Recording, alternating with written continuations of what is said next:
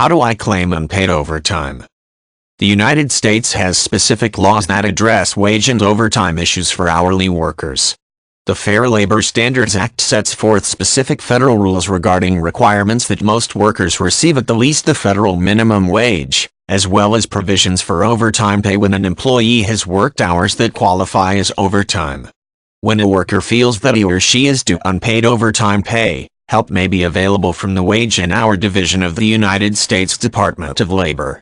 If that route is unsuccessful, or the employee chooses to act without its assistance, then filing a lawsuit against the employer may be required. As a general rule, employees who are covered under the Fair Labor Standards Act are required, under federal law, to be paid an hourly wage equivalent to 1.5 times their regular pay when they work over 40 hours in a work week. A work week, for purposes of unpaid overtime pay issues, is defined as 7 consecutive 24-hour periods. A workweek does not need to begin on Sunday and end on Saturday, but it must be an established 7-day period. In addition, averaging hours worked over a 2-week period is not allowed in order to avoid paying unpaid overtime pay.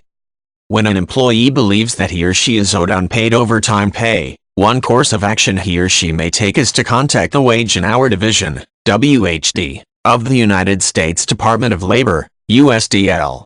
Each state has at least one WHD office located within the state.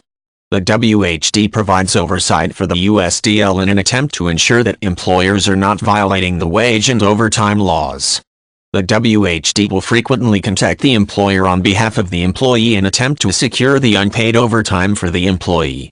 If the employer is uncooperative, the WHD may choose to file a lawsuit on behalf of the employee in order to get the employer to pay the unpaid overtime due. An employee may also choose to pursue legal action without the help of the WHD through filing a lawsuit.